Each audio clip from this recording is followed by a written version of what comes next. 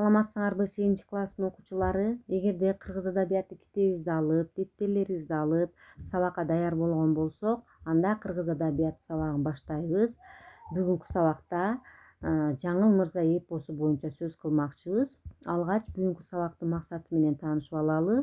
Бүгүнкү кыргыз адабияты сабагында Жаңыл мырза эпосу боюнча маалымат аласыңар, эпостогу образдар менен таанышасыңар, эпостун негизинен алынган суроолорго жооп бересиңер, алган билимиңерди практикада колдонуу менен өз алдынчалууңарды арттырасыңар жана ой жүгүртүүңөрдү өстүрөсүңөр. Ошондой эле элин, жерин сүйүүгө багытталуу менен өзүңөрдүн патриоттук сезимиңерди жөнгө саласыңар.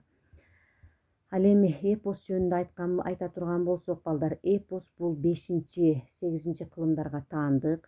Жаңыл мырза кенже эпостордун бири. Эпостун 4 варианты бар жана ушул баардык варианттарда Жаңылдын эрдик иштери жөнүндө сөз болот. Ал эми бул эпосто болсо калмак баскынчыларына карата кыргыз элинин баатырдык күрөшү айтылат. Чыгарманын башкы каарманы Жаңыл тарыхый инсан. Мында эл бийлеген Жаңыл аттуу баатыр кыз болгондуктан анын ысымына мырза деген эпитет кошулат. Кыз болсо дагы эл үчүн күйүп бышкан, эл башкарган Жаңылга мырза, эр деген ат кууп жарашкан. Жаңыл мырза Нойгу туурусунан чыккан, эли жерин коргогон баатыр кыз. Эрке өскөн, 12 жашка келгенде жаа тартып, ит агытып, курс салат. Көзгө атар мерген болгон. Душмандар андан коркуп турушкан. Нойгут эли ушул Жаңыл мырзаны сыйлашкан жана Жаңыл мырза менен сыймыктанышкан. Жаңыл мырза өз уурусуна эркиндик алып келген мыкты биларман башчы. Жаңыл мырза 40 жигит күтүп катылгандын каттыгын кат берип, душмандын өчүн алган. Ал калмактардын чабуулун токтотуп, элине эркиндик, тынчтык алып берген. Баатыр кыздын ашкан эрдиги, кайраттуулугу тез эле көп жерге, көп элге тарайт. Айрымдары Жаңылды мындай даңкын көрө алышпай, анын багын байлап, күч менен үйлөнөбүз деген мыктылар дагы болушкан. Ал эми ушул Жаңылдын ички душмандары жөнүндө айтсак, бул ички душман деген ошол өздөрүнүн эле ичинде, ошол уруулардын эле ичиндеги душмандары. Булар үлбүрчөк, бургуй, үчүккө жана түлкүгө окшогон баатырлар болгон. Жаңыл мырза булар менен дагы кармашып, алар ушул Жаңыл менен кармашууда мерт болушкан. Ал эми сырткы душмандары Жаңылдын калмактар жана эрденелер болгон. Калмактардын эрдене беги Жаңыл кызды камап, үйлөнөм деп той кылып жатканда, үчүккө, түлкү баатырлардын кунун кууп келишкен кыргыз урууларына Жаңыл биригели душманды жерибизден кууп чыгалы деген сөзүнө көнүшпөй, баатыр кызды алдап колго түшүрүп кетишкен. Өз намысын өтө жогору баалаган Жаңыл туткунда да кадимкидей өзүнүн кайраттуулугун танбайт. Ал эми Жаңылдын образы боюнча айтсак, Жаңыл мырза кыз болсо дагы абдан өзүнүн эр жүрөктүгү, акылы менен бүткүл уруунун ишеничине татып, анын тагдырын аркалаган Жаңыл мырза калмактарды жеңип, элине тынчтык, теңдик алып берет.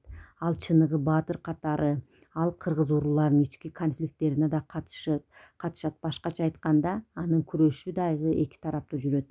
Кыз да болсо өз уруусунун намысын коргоп, жеке тагдырын, өмүрүн өлүмгө байлап кызматын кылат.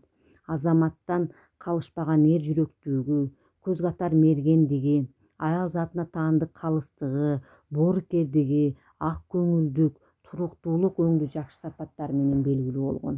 Ал канчалык эр жүрөк, өз күчүнө ишенген баатыр болсо да жаманчылыкка баргысы келбейт.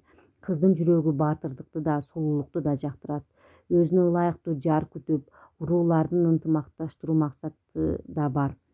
Кашкарды чаап караткан баатыр кызды адам катары урматтап колун сураганга жарабаган түлкүнүн кылык жоругу Жаңылдын намысына тиет. Адамдык нарк жогору турарын айгинелеген Жаңыл үчүккө түлкүнү катуу жазалайт. Өз баасын билген, өз күчүнө ишенген баатыр кыздын жүрөгү аял сынтып кордогон суук сөздү кечире албайт, оройлукка ок менен жооп кайтарат. Уруу башчыларынын жаңылга жасаган мамилесинен кыргыз аялдарынын коомдогу жана үй бүлөдөгү теңсиздикте, көз каранды басынган абалда жашагандыгы сезилип, ага карата жаңылдын тынымсыз каршылык көрсөткөнү аркылуу патриархалдык феодалдык түзүлүштүн терс жактары ачылат. Түлкү мырза жаңылдын кабарын алыстан угуп, чындап эле жактырып калса да, аны тарбиялап өстүргөн коомдун моралына ылайык кызды үстүрттөн кемсинтип карайт. Ал канчалык акылдуу, жүрөктүү жана башка деп саналганда да уруучул коомдогу куру намысын гана курманы болуп кала берет. Ал эми жаңыл мырза качан болбосун эрдиктин, чечкиндүүлүктүн чыныгы үлгүсү катары жашоосун токтотпойт. Адам деген бийик даражаны алып, элинин бак таалайын ойлогондор качан болбосун элдин көңүлүндө сакталып, кийинки урпактар үчүн үлгү катары айтылат. Бул жагынан алганда жаңыл мырза эпикалык каарман болсо да, ошондой милдетти түбөлүк аткарат. Душмандар аны өлтүрүү үчүн жолборс менен кармаштырат. Анын 70 жаштагы Калматай биги алып беришет. Калматайдын кыйноосуна чыдайт, бирок баатыр кызды туткун болуусу өлүм менен барабар. Ошондуктан ал өз элине качат. Элин баскынчылыктан, туткунунан бошотобойт.